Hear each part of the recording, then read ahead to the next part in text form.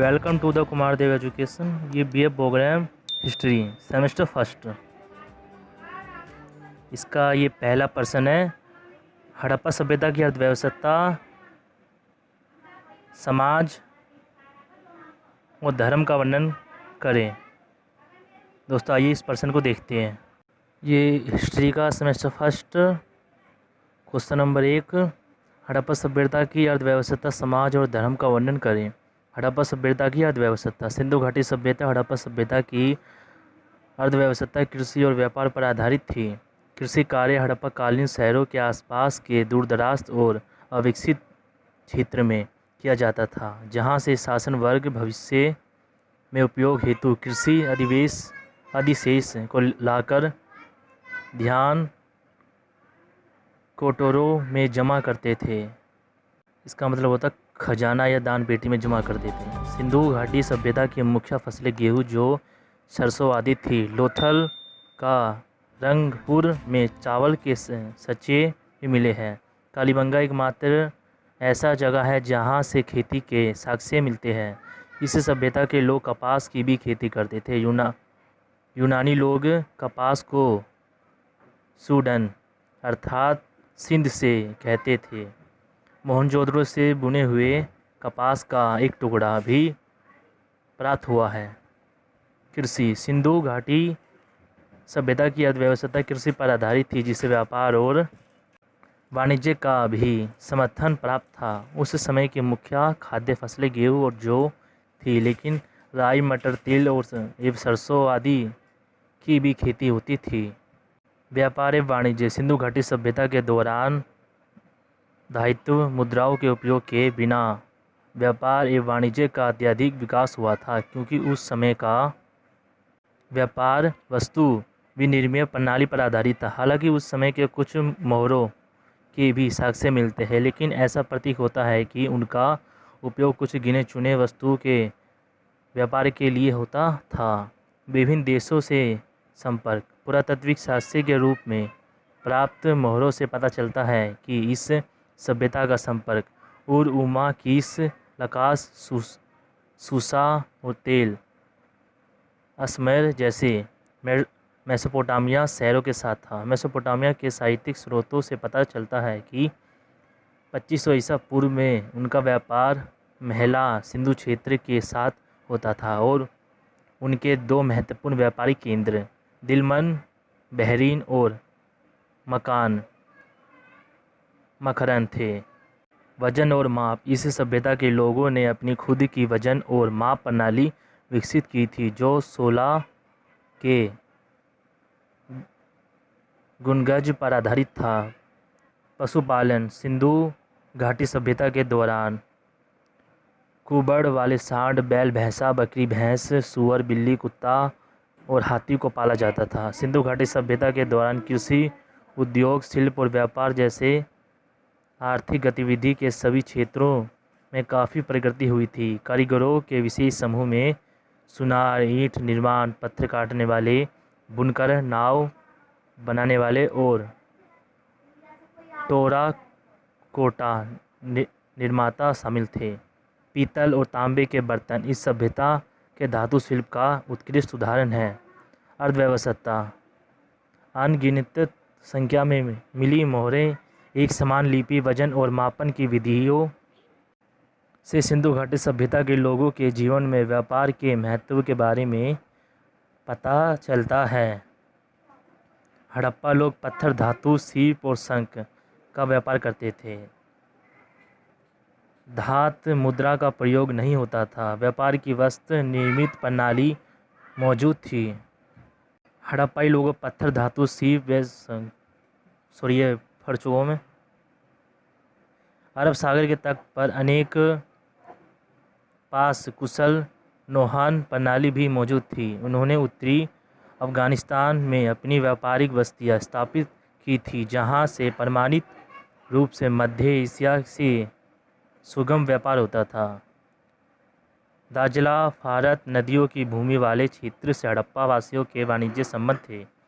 हड़प्पाई प्राचीन लेपिस लाजुरी मार्ग से व्यापार करते थे, जो संबद्ध उच्च लोगों की सामाजिक पृष्ठभूमि से संबंधित था। हड़प्पा सभ्यता की समाज में 4 प्रजातियां हुआ करती थी। ये प्रजातियां भूमध्य सागरीय में समाज में 4 जातियां हुआ करती थी। ये जातियां भूमध्य सागरीय, पोर्टो ऑस्ट्रेलियाई, मैगोलाइड और अपलाइन थी। इसमें सर्वाधिक आबादी भूमध्य सागरीय प्रजाति के लोगों की थी। मुख्य रूप से 4 वर्गों योद्धा, व्यापारी, विद्वान व सैनिक में सिंधु घाटी का समाज बटा हुआ था। जहाँ से जो स्त्रियों की मूर्तियाँ प्राप्त हुई है उससे ये अंदाज़ा लगाया जा सकता है कि सिंधु घाटी सभ्यता का विकास मृत सत्तानात्मक रहा था। हड़प्पा सभ्यता की यदि बात करें तो जहाँ के लोगों को युद्ध पसंद नहीं था, ये लोग शांति ही पसंद करते थे। 2 प्रकार के भवन के साक्ष्य हड़प्पा एवं मोहनजोदड़ो में मिले हैं। इसके आधार पर यह कहा जाता है कि समृद्ध लोगों का निवास बड़े घरों में होता था, जबकि गरीब, मजदूर एवं दास लोगों छोटे घरों में रहते थे। धार्मिक स्वरूप सिंधु घाटी सभ्यता में मात्र देवी की पूजा की जाने के साक्ष्य मिलते हैं। पूजा कुमारी के रूप में यह नारी की पूजा की जाती थी। एक मूर्ति मोहनजोदड़ो से मिली है। इसे देवी के सिर एक पक्षी पंख लगाए बैठा दिखाया है। यह शिवलिंग से मिलती जुलती आकृति भी मिली है। एक मोहर मिली है जिस पर योगी की आकृति बनी है। कालीबंगन में हवन कुंड जैसी चीज़ मिली है। पशु पूजा, वृक्ष पूजा और जल पूजा के भी साक्ष्य प्राप्त हुए हैं। जैसे मंदिरों के बारे में कोई जानकारी यहाँ नहीं मिली। एक मूर्ति मिली है जिससे एक पौधे को स्त्री के गर्भ में पुष्पित होते देखा गया है, जिससे पता चलता है कि इस दौरान पृथ्वी की पूजा की जाती थी। हड़प्पा से लिंग पूजा के संबंधित प्रमाण प्राप्त हुए हैं। कुबड़ वाले सांड को जहाँ पूजा जाता था, कई मित्रभांड मिले हैं जिस पर नाग की आकृति दिखी है। इससे सिंधु घाटी सभ्यता में नाग की पूजा किए जाने का भी अनुमान लगाया गया है। राखीगढ़ी, लोथल, कालीबंगन और बनावली के उत्खनन के दौरान कई अग्नि विधियाँ प्राप्त हुई है, जिससे पता चलता है कि अग्नि पूजा उस काल में होती थी। टेराकोटा की लघु मूर्तियों पर एक महिला का चित्र पाया गया है। इसमें से एक लघु मूर्ति में महिला के गर्भ से उगते हुए पौधे को दर्शाया गया है। हड़प्पाई पृथ्वी को उर्वरता की देवी मानते थे और पृथ्वी की पूजा उसी तरह करते थे जिस प्रकार मिस्र के लोग नील नदी की पूजा देवी के रूप में करते थे। पुरुष देवता के रूप में मोहरों पर 3 सिंह के चित्र पाए गए हैं, जो कि योगी की मुद्रा में बैठे हुए हैं।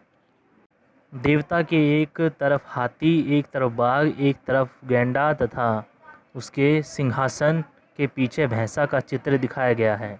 इसके पैरों के पास 2 हिरणों के चित्र हैं। चित्रित भगवान की मूर्ति को पशुपतिनाथ महादेव की संज्ञा दी गई है।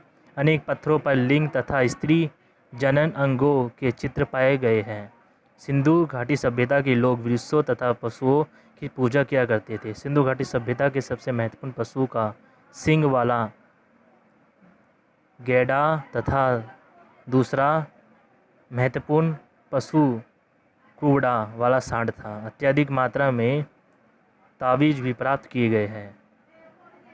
शिल्पकला हड़प्पाई कांसे की वस्तुएं निर्मित करने की विधि उसके उपयोग से भले ही परिचित थे। तांबा राजस्थान के खितागड़ी खान से प्राप्त किया जाता था और टीन अनुमातन अफगानिस्तान से लाया जाता था। बुनाई उद्योगों में प्रयोग किए जाने वाले ठप्पे बहुत सी वस्तुओं पर पाए गए हैं। बड़ी बड़ी ईंटें निर्मित संरचनाओं से राजगिरी जैसे महत्वपूर्ण शिल्प के साथ साथ राजमिस्त्री वर्ग के अस्तित्व का पता चलता है। हड़प्पाई नव बनाने वाले विधि, मनक्खा बनाने की विधि, मोहरे बनाने की विधि से भली भांति परिचित थे। टेराकोटा की मूर्तियों का निर्माण हड़प्पा सभ्यता की महत्वपूर्ण शिल्प विशेषता थी। जौहरी वर्ग सोने चांदी और कीमती पत्थरों से आभूषणों का निर्माण करते थे। मिट्टी के बर्तन बनाने की विधि पूर्णतः प्रचलन में थी। हड़प्पा वासियों की स्वयं की विशेषता बर्तन बनाने की विधियाँ थी। हड़प्पाई लोग चमकदार बर्तनों का निर्माण करते थे। संस्थाएं सिंधु घाटी सभ्यता से बहुत कम मात्रा में लिखित साक्ष्य मिलते हैं। इन्हें अभी तक पुरातत्वविदों तथा शोध साथियों द्वारा पढ़ा नहीं जा सकता है। एक परिणाम के अनुसार सिंधु घाटी सभ्यता के राज्य और संस्थाओं की प्रकृति समझना काफ़ी कठिनाई का कार्य है। हड़प्पा स्थलों पर किसी मंदिर के प्रमाण नहीं मिले हैं। अंत हड़प्पा सभ्यता में पुजारियों के प्रभुत्व या विद्यमानता को नकारा जा सकता है। हड़प्पा सभ्यता अनुमतत व्यापारी वर्ग द्वारा शासित थी। समझना काफ़ी कठिनाई का कार्य है। हड़प्पाई स्थलों पर किसी मंदिर के प्रमाण नहीं मिले हैं। अंत हड़प्पा सभ्यता में अगर हम हड़प्पा सभ्यता में सत्यों के केंद्र की बात करें तो पुरावित्तीय अभिलेखों द्वारा कोई ठोस जानकारी नहीं मिलती। कुछ पुरावित्तियों की राय में हड़प्पा सभ्यता में कोई शासन वर्ग नहीं था तथा समाज के हर व्यक्ति को समान दर्जा प्राप्त था। कुछ पुरावित्तों की राय में हड़प्पा सभ्यता में कई शासक वर्ग मौजूद थे जो विभिन्न हड़प्पाई शहरों में शासन करते थे। दोस्तों ये पर्सन पूरा हुआ। हम आपको मिलेंगे अब नेक्स्ट पर्सन में। दोस्तों वीडियो अच्छी लगे तो वीडियो को लाइक करें, चैनल को सब्सक्राइब करें। थैंक यू दोस्तों।